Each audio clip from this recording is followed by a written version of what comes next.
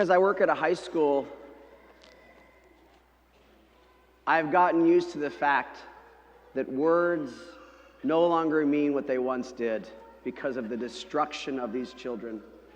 Father, I literally had 20 Red Bulls. Did you? Father, my phone was taken away. It was so traumatic. Was it really? You know? The principal yelled at me. Did he or did he just correct you? Right? Words in high schools are being destroyed. And I understand that sort of just comes with the turf. But I feel like I'm in Princess Bride. I don't think that word means what you think it does. Inconceivable. And so these words, I accept that, and that's the way it is.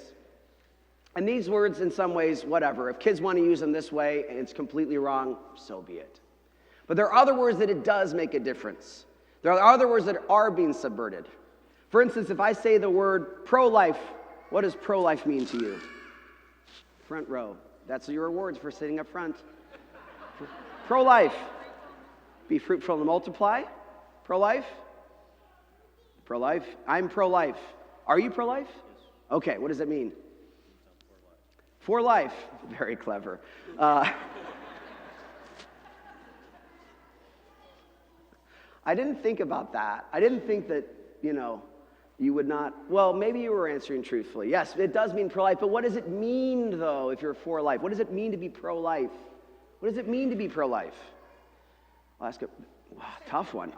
Real tough, Father. You really got us there. Yes, play the humility card. Oh, your question is so good, Father. It's not that good. It's a simple question. What does pro-life mean? Respect for all life. But if you go to most Catholics, and in fact, this worked at the 7:30 and the 5, so you guys, somebody told you about this is coming, or I don't know. Because every other Catholic at those masses, when I said pro-life, they said unborn. Every other Catholic, when I said pro-life, they said abortion. Every other Catholic said something on these things, and they would all say, yeah, that's what it means. But that's not what it means. To be pro-life is not simply, oh, we protect the unborn. Being pro-life doesn't mean, oh, I prayed during October for the unborn and respect. It doesn't mean I went to the March for Life one year. Being pro-life is so much more. We need to reclaim this word. In 1993, John Paul II wrote his incredible and still amazing to read, even though it's 30 years old, encyclical called Evangelium Vitae on the Gospel of Life. And even though he spent time explaining about the new attacks on the unborn and the elderly and stuff that were coming, he also went to great lengths to demonstrate and to show that living the gospel of life doesn't simply mean you only care about those who are most critically in danger. Because it is no accident that when I turn to the Catholics, except for the people that were wise to my tricks, and you ask what pro-life means, they say unborn. That's not a victory for us. That word has been twisted and used by the other side to say pro-life only means you care about kids when they're up to 9 months and then you don't give a hoot afterwards. That pro-life means, oh, that's wonderful that you care for moms and babies when you're pregnant, but what do you do afterwards? That pro-life has been reduced in a way that is not accidental as ammunition against us Catholics to say, you're pro-life. But they don't come at us directly. They say, you're pro-life, well, that's great, but what about everybody else? And so now it's a loaded word. A word that if you use it, you're already saying something even though you're not actually saying that.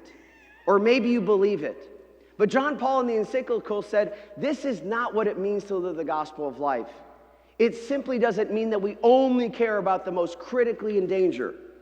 He said, in the old law, the Old Testament, these requirements of the positive requirements of regarding the inviolability of life, I know I'm quoting and this is hard to listen to, he said these requirements about the inviolability of life were already present in the Old Testament, where legislation, in other words, the laws, dealt with protecting and defending life when it was weak and threatened.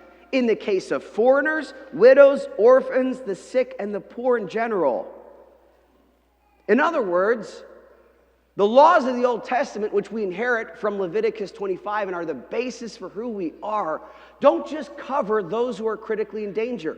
But we've let them reduce us to being pro-life only means, oh, look, you cared about something in October, or that one time when you went to Topeka to the rally. And that is not true. And it's problematic, because then we don't think with the church and who she is. And we don't think with who God the Father is. Because here's the thing, when you think about the Jews and all the punishments they had, the big one came in 586, right? They were shipped off to Babylon. The southern kingdom was destroyed and leveled. It was horrible. But this punishment, why did it come about? You might think, it was probably because they were worshiping other gods. It wasn't because they were worshiping other gods, although they did that constantly. It wasn't because they mistreated God's chosen messengers, the prophet, and continually abused them. It wasn't because they intermarried and did all these other things that they weren't supposed to. They were shipped off to Babylon because they refused to enact the Jubilee year. That when Jeremiah the prophet went to the king and he begged him, he said, God really wants you to live the Jubilee year like you're supposed to. Please do it. Jeremiah began to do it. The Jubilee year says every 50 years that the Jews were required to release the slaves, to forgive the debts, to restore lands that were taken away or lost. That the sins of the ancestors did not continue to oppress those people who may have had nothing to do with it. That if your grandfather lost all your family lands, how is that your fault? Those things were restored. Or the slavery that was not your fault in your family. There were so many things that were forgiven during the Jubilee year. But when Zedekiah began to enact this, his advisors came to him and said, we really don't like this because we're going to lose. We're going to lose the slaves, we're going to lose the lands, we're going to lose the money. Don't do it. And he listened out of weakness, and the Jews, and God said, enough is enough. 500 years punishment. What happens next? The Lord comes, he opens the scroll, he said, your punishment is at an end. I'm here, though, to do what you didn't do, to bring sight to the blind, release to those who are in captivity. I'm going to do what you didn't do 500 years ago. But I think it's fascinating that of all the ways the Jews sinned, it wasn't that they were worshiping other gods. God's like, all right, we'll let that one go. It wasn't that they killed the prophets. That wasn't good either, but he said, we'll let that one go. It was when they refused to do what they were supposed to do and care for the poor and the marginalized that he said, that is enough. Discipline, 500 years of exile. And so we as a church can't look at pro-life or the gospel of life as a nice little accessory to who we are as a church, but instead it is the heart of who we are. That it is not some sort of, gosh, it'd be really nice if you took care of them. It's a command. And the Lord proved how much he loves and cares for it by exiling his chosen people for 500 years. Pro-life is so much more than the unborn, the 9 months that we care about babies. That is important, and the value of them both amendment is critical in the fall. But we as a church are so much more, and we've let them reduce us to something that we are not. We're not just about this. We're not just about that. Now, here's the thing. For a long time, the church in the United States and other countries as well relied really strongly upon religious orders, like our beautiful poor Jesus Christ over there. But if you look around, shouldn't be a shocker, there's not too many of them left yet, okay? The season of thousands of religious is fading, and people barely remember when there were just orders everywhere. But whatever the case, we don't have that anymore. We have some beautiful orders. And they used to do an incredible job, and these ones still do, of taking care of the most vulnerable people. But we as a church can't simply look around and say, well, I thought there's an order to take care of those orphans or those children who need, education or these widows and orphans. We can't do that.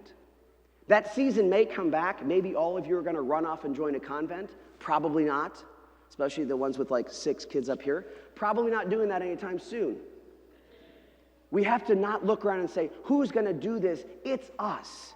It is you, the laity. It's no longer the season where religious orders are doing all that work. And furthermore, it should be something in our hearts anyway. And we definitely shouldn't be looking to the government and say, please solve all these social dilemmas. Please let's throw money at you and you can take care of it. That is not the answer either. The answer is in this church. Not because it's a problem to solve, because it's who we are. And it's what Jesus cares about so deeply. You'll notice he never hung out in Jerusalem. He went to Jerusalem for the feast, and he got out of there. He preferred to be among the poor. There's something so beautiful. This month of May, we're going to be launching the new foster care ministry. You may have seen it on the way in the banner. And this entire month is foster care awareness, and we're going to give a lot of the time in this parish to talking about it. That's not punishment. That's because it's such a big deal, and it's a big, complicated thing. It's not simply like, oh, we need foster parents. There is so much, and I'm the most ignorant. It took me 2 years to finally get how much there's going on. But I'm convinced that there's a part that everybody in this church can play, that I hope you didn't come in and immediately say, oh, foster care, we got nothing, we got a full family, we're older, whatever, I'm single, I can't do anything. We're going to teach and educate in the next few weeks about how we hope that everybody can plug in some way to this. Not because it's a problem to solve, also because it enriches our lives so beautifully, and we're going to hear about that from some of our families in this parish. What I'm asking you to do today is to not be closed. Because sometimes when people stand up in the church and say, we need this, people say, these are the reasons why I can't. But I want you instead to be open in this month to say, where can I be generous? Where is the Lord putting something on my heart that maybe I didn't ask for, but it's there? Where is he inviting me to contribute? Now, today we're going to have the table out there, and you can talk to them, and there are going to be more things we talk about and more ways in which we're doing, hopefully, as things as a parish to help. Because pro-life is not something external to us. Living the gospel of life is who we are.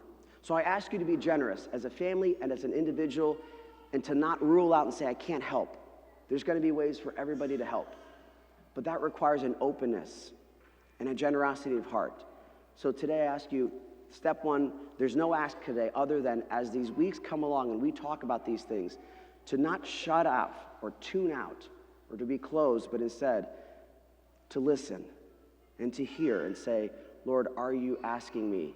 Where are you asking me to be generous and to be more like your son who had such a heart for the poor and the outcast?